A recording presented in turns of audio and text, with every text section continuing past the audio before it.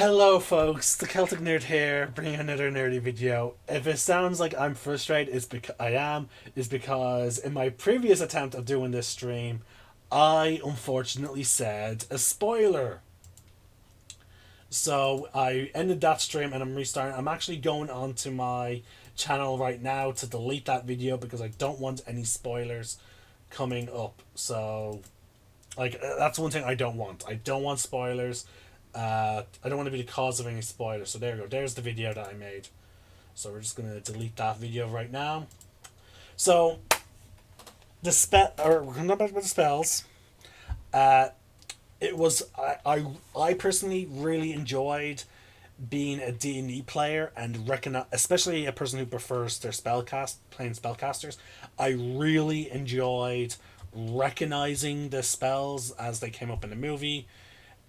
We saw Edvard's Black Tentacles, we saw Finger of Death, we saw Time Stop, we saw Bigby's Hand, or as it is now referred to as Arcane Hand. Um, we did, but yeah, we also saw, I said Speak of Dead. We also saw Shield. We saw a really cool iteration, a live action iteration of a wild magic sorcerer. Hold on, I'm being messaged. Frustratingly. But yeah, so it was really fun, folks. Like the movie. Watch it.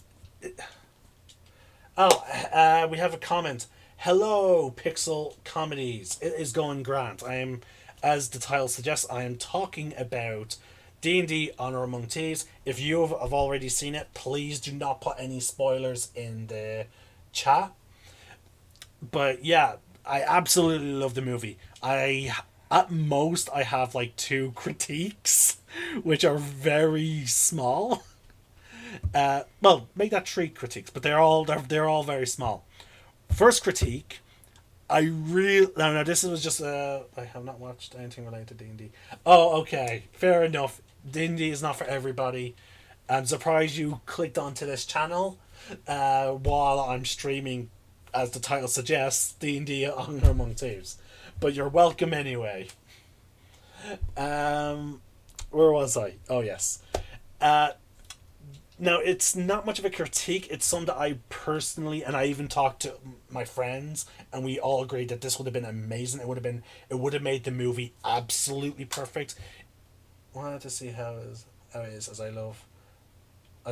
Oh yeah, the storyline is absolutely fantastic. But as I was saying, it would have been great if the movie zoomed in at the start, or if the movie zoomed out to reveal that what was happening in the movie was just a D&D game, and we were looking at the players, we were looking at the characters perspective, like how they're imagining it in their mind. I feel like that would have been really cool. They didn't go with that approach, but that, as I said, it does not make the movie bad. Sadly, I just wish they would have done that. It would have really emphasized that it's D&D. I'm surprised it came up as yeah, it would have been awesome. Um, I'm disappointed that it came up Hasbro's D&D, where it's like, I understand that Hasbro owns Wizards of the Coast. I understand that, and maybe Hasbro has a bit more recognition. But in all fairness, Hasbro has made some very questionable calls about D&D 5th edition. And like and it's Wizard of the Coast. It's the staff at that smaller company that truly care about D&D, and they're the ones that are making the good calls. Hasbro, yeah, Hasbro is a board game slash toy company, and recently they made some very questionable calls about D&D 5th edition, as well as homebrew content. The way they released something that basically said, oh, any homemade items or classes or spells and all that, we technically own it. No, they don't make Haribo's. But yeah, basically they put out a document like that, but the document got leaked by someone at Wizards of the Coast, everyone knows it was someone from Wizards of the Coast. Like it's no big secret. We don't know who at Wizards of the Coast leaked it, but the everyone, because of how open certain staff members at Wizards of the Coast have been, such as Chris Perkins. There's two others. There's three big people. They're high ranked in Wizards of the Coast. Those three people, they express everything when it comes to D&D. They're very open about it. So I wouldn't be surprised. I'm disappointed that with like Wizards of the Coast, or at least they did not get as much credited on the movie as opposed to just Hasbro. Hasbro, you're not to be on the floor. Get back on the bed. But anyway, one of my other issues was the tiefling. I'm gonna try and bring up an image of a tiefling, right? Real quick. Actually, I'm gonna bring up the player's handbook. Better example. Now, right now, folks, because I am now searching through the thing, I can't read anything in the chat. So bear with me while I'm not looking at the chat, and I'm bringing up a tiefling. Let's see. Hopefully, we can get an image of a tiefling. And there we go. We got an image of a tiefling. Wrong thing. There we go. Let's see. Now let's.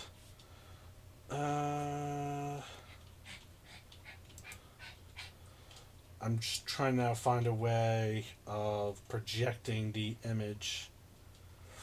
Give me a sec. Chrome. Here we go. Here's something for Chrome. Now we just need to make my webcam display a bit smaller.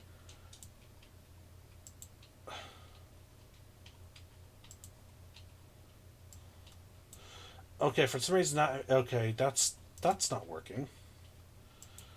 Here we go. There it is. Now I just need to make my webcam thing a bit smaller. So this is what a tiefling typically looks like, as depicted in the player's handbook.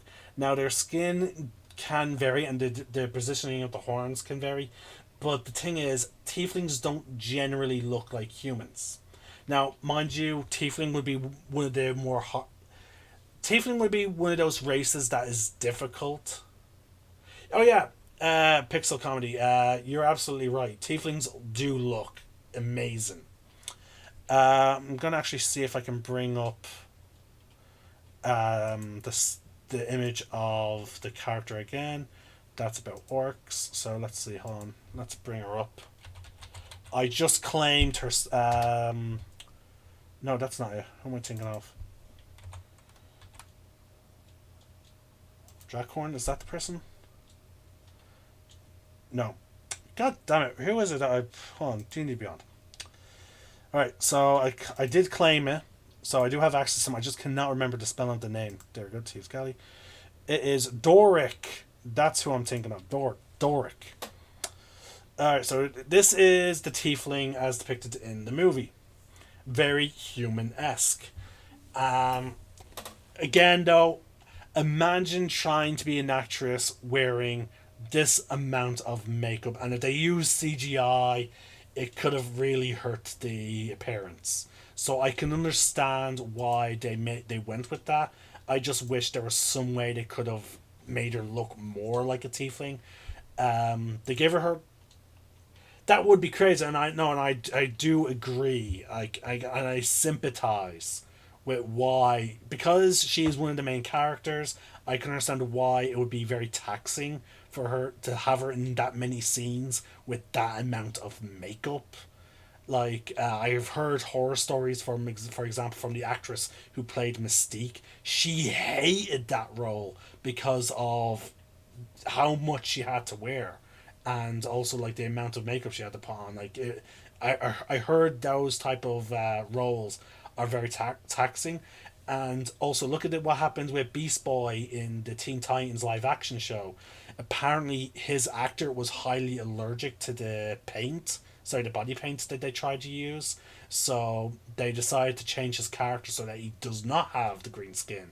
And they use CGI then to give him the green skin whenever he's transforming. So I'm very sympathetic.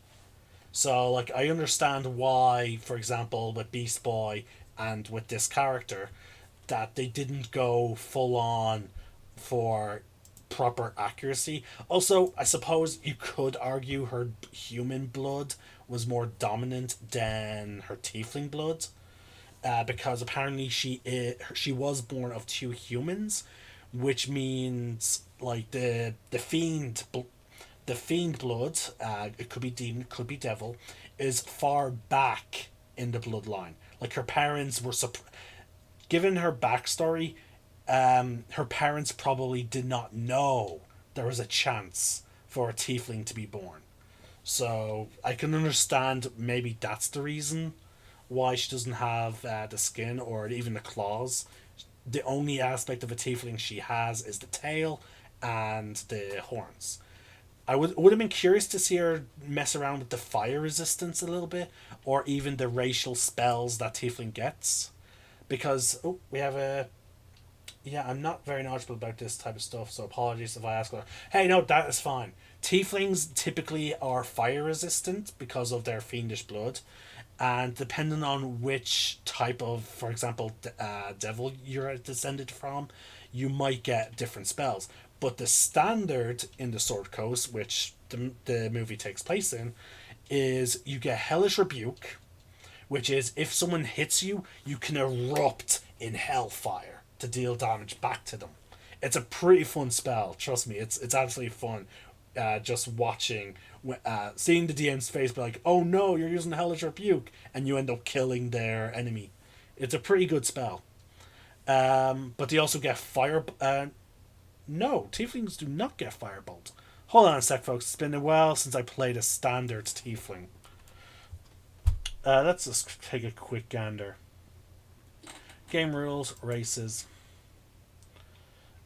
Tiefling. Infernal Legacy. We're going to ignore these. Where is Infernal Legacy? No, you do not get Firebolt. I thought so. You get Hellish Rebuke. Now, these are the different types of tieflings. As you can see, they're legacy now, which means they're technically not really meant to be used. They don't, as it says there, they do not reflect the latest lore and rules. Because D&D is going through a transition to a new set of rules. But anyway, so, again, that's my... So yeah, my only... So we went through two of my three critiques. The not really acknowledging it's a tabletop. Second was the tiefling not really looking like a tiefling. Like, often at times I would forget she's a tiefling, because it doesn't like none of the tiefling features really come up, and again she looks more human, but again her appearance is very understandable. You would want to be a brew. Well, yeah, the barbar. Oh, okay. So yeah, let's talk about the party makeup. As so we have our tiefling druid, and that was fun to see. That was actually part of my last critique. Was again, and I know it revolves her character again. Again, I don't want to be. I don't want to be. I don't want to get an impression that I dislike her. Again, I don't. I do not want to give that impression. She was an amazing actress. I loved her when she was on scene. When she dominated the scene, like she's fun to watch. But again, this is more. These are decisions that are not. That were not her decision. So, yeah, the critique is her character's appearance not being totally lore accurate, but I can understand why she does not appear the way a tiefling should appear. And secondly, is she can transform into an owlbear. Now that is not much of a spoiler because it's been in the trailers since the trailers began. Owlbears are monstrosities last I checked, and they don't technically druids cannot transform in them. Yeah, they are a large monstrosity, and druids see like there it is. Even on their stat block it says so. Dorg magically transforms into a beast with a challenge rating of 3 or less, or into an Elber. So they actually even had to give her an exception. Actually, maybe they didn't. Maybe there was a change to the druids that I'm not aware of. Let's see here. This might make me redact my complaint. So let's see here. Class features. Wild shape. Well, here we go. Start second level. You can magically assume the shape of a beast you have seen before. You can use this feature twice. She has several uses of it. She can transform to CR3. So CR3, that means she's definitely Circle of the Moon, which specializes in wall shaping. Let's see, is there any exception to owlbears? Let's do Control F just to speed things along. No, that's the Circle of the Stars. Yeah, so there's no exception for owlbears by normal druid standards. So she has an exception. But again, it makes her character stand out, I guess. But yeah, like again, the whole cast was amazing. I was a bit surprised. No, I'm not going to say it because that could be constituted as a spoiler, so I'm not going to go into details on that. But like seeing the paladin action, very fun. It was entertaining. We had the bard. There is some words I want to say about the bard, but I might save those comments for a later date because they could arguably be considered a spoiler. We had the barbarian who okay, favorite characters to watch, these two. Oh, but I do like the stereotype of bards being friends with barbarians. It's a stereotype that I've seen in D&D parties for a long time. The bard player always becomes friends with the barbarian. It's, I don't know why. Maybe it's a trope, but it's a fun trope, and I'm glad I saw it on live the big screen. I will say I love their relationship. Like it is purely friendship, and that's not a bad thing. I really enjoyed it. I liked his character a lot. I also liked his character. I love only three of the characters really had. Only him, her, and him really had character arcs throughout the movie, which was a little disappointing that she did not get really a character arc, and neither did him. But then again, he didn't really need a character arc. Again, I can't go into details because spoiler. But like the character arcs that he went through, though, this character in particular, I absolutely adored. Now, back to more to the accuracy. Now we talked about the actors, we talked about their characters, with as much as I could without going into spoilers. Now let's talk about the general movie. Absolutely amazing. Oh, it even says there like for this used from a typical way. Yeah, so that's good. They actually even addressed that. Okay, so how should I put this? The movie definitely takes place in the Sword Coast, which is I'm actually thrilled about. Part of me was wondering just how like where it was going to be set. They sent it to the Sword Coast. There's a bunch of Easter eggs for D&D players out throughout the movie, and I absolutely love that. For one, Neverwinter, they even made reference to the way to a holiday as well as the season. So I really enjoyed that.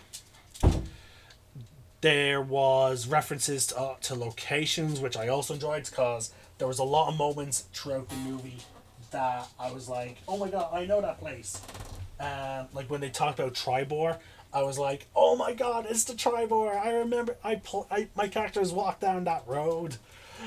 I was really excited, just as much as I was when I recognized the spell and I saw it in action.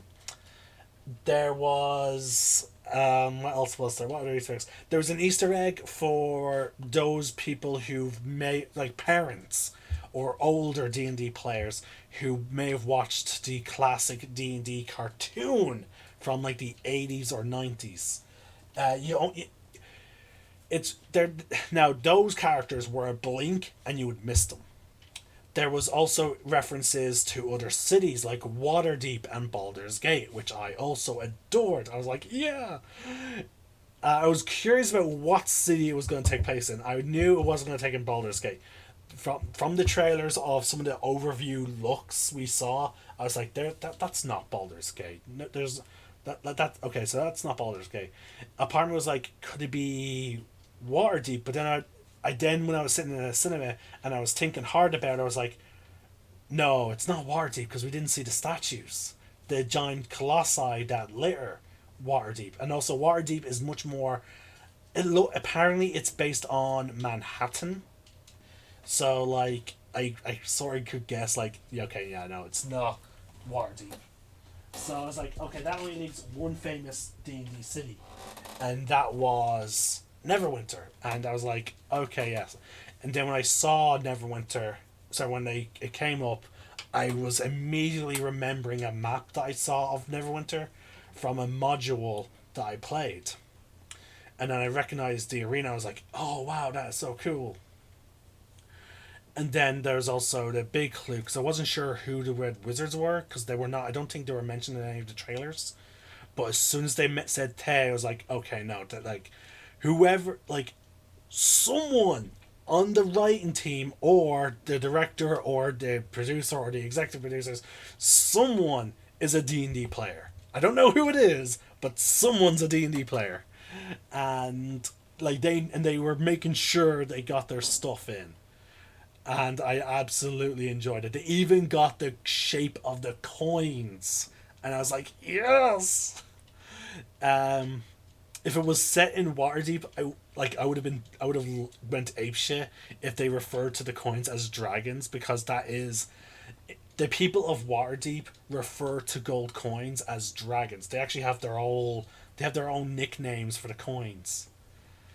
And also Lord Neverember.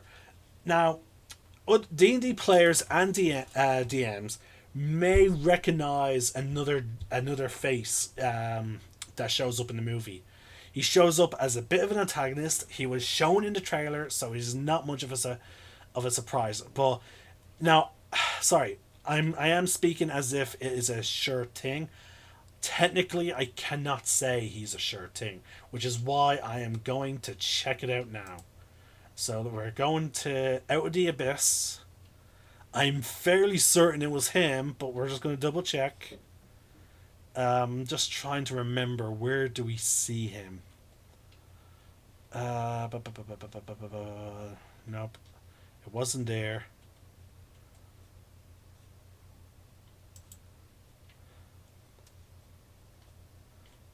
See, this is who I think it is. Okay, yeah, no, he doesn't actually have his own artwork. I forgot about that. I think that was him. Now, mind you, we do have dice based on him, so we're just going to quickly now go to my collections. My dice. If his name, I'm curious if it is him. Let's see. Where's my dice? Dice of Vecna, Clockwork Dice, Flourishing Dice Set, Treasure Hoard Dice, your Yule Dice. Yes, I bloody. I fucking knew it. I fucking knew it. He is the great wormsmith. Oh. You know what? I'm going to open a character. I want to see if there's anything special about when they roll a d20. So let's quickly open up my characters. Let's open up one of my favorite characters that I'm playing recently. Tataki, my tiefling, who I actually have artwork for.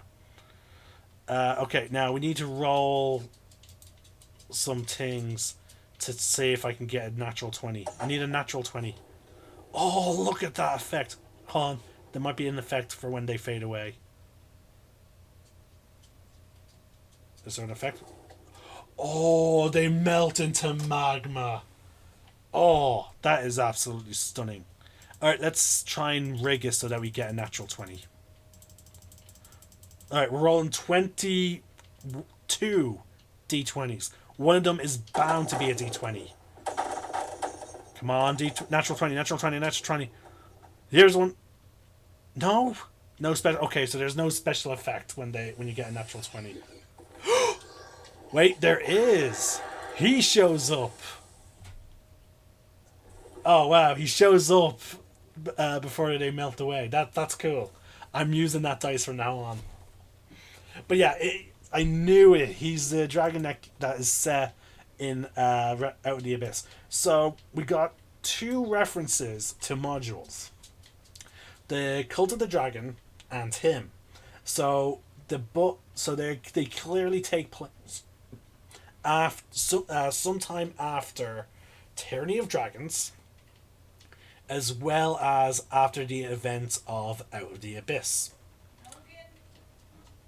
So I don't know whereabouts, because again, that was the first adventure, and that was the second.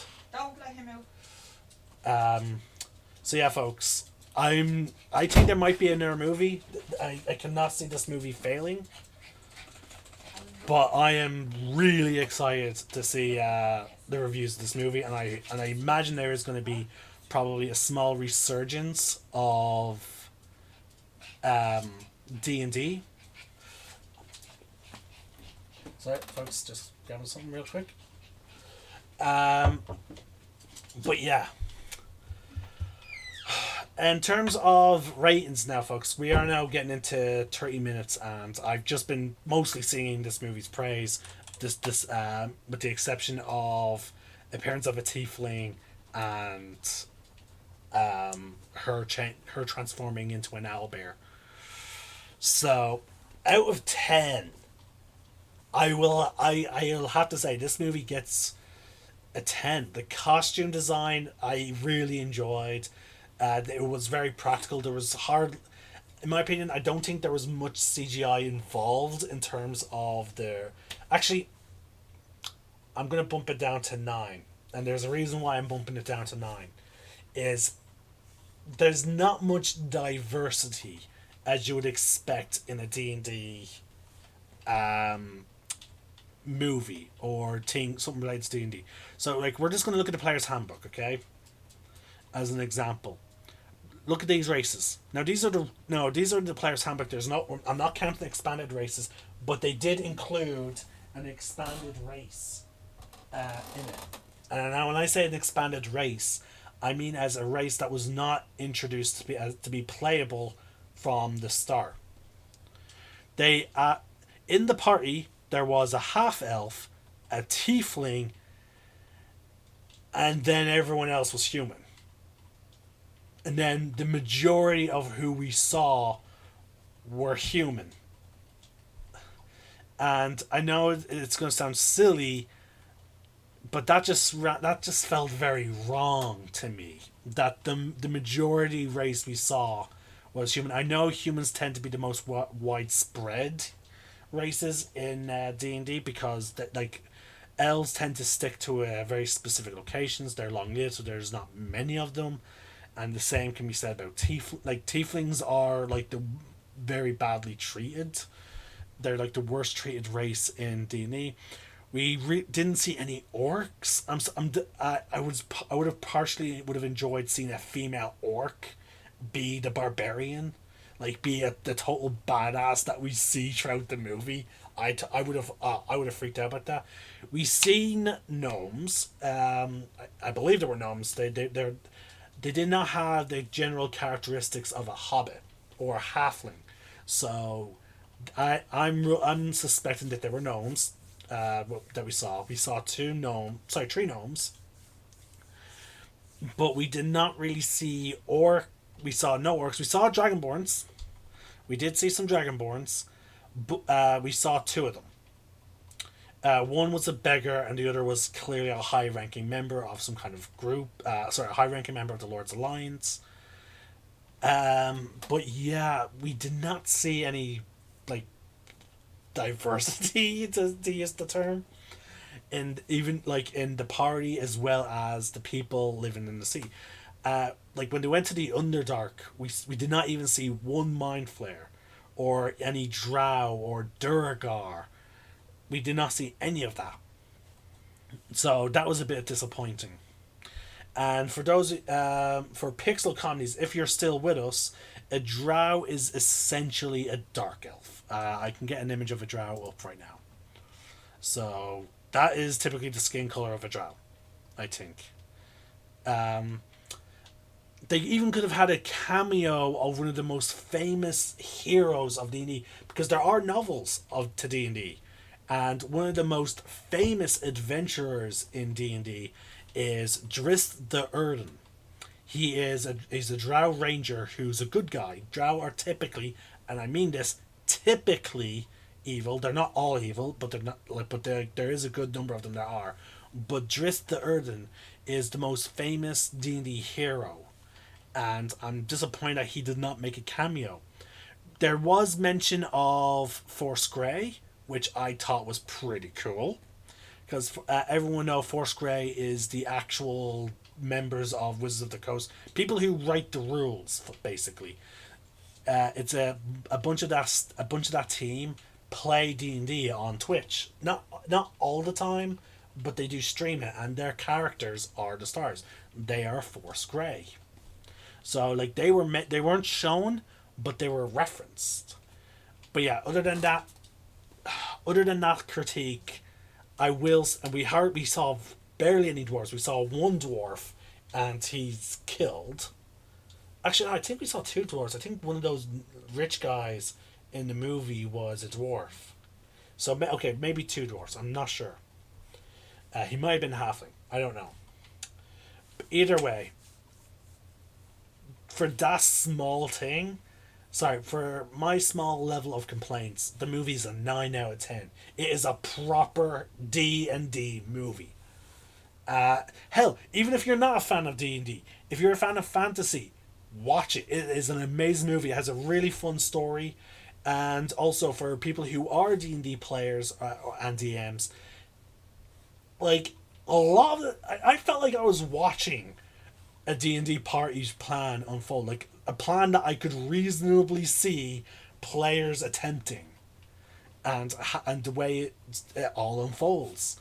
So yeah, folks, like, and also the way the quirkiness of the characters in terms of their personalities, I see them being written for D&D players. Sorry, being written by players for their characters. So yeah, definitely watch this movie. It is absolutely a 9 out of 10. I'm gonna be unapologetic about it. And this is the type of movie I would gladly watch again, and I'm hoping there's a sequel. In the meantime, this is the Celtic Nerd signing out. One name, one sky.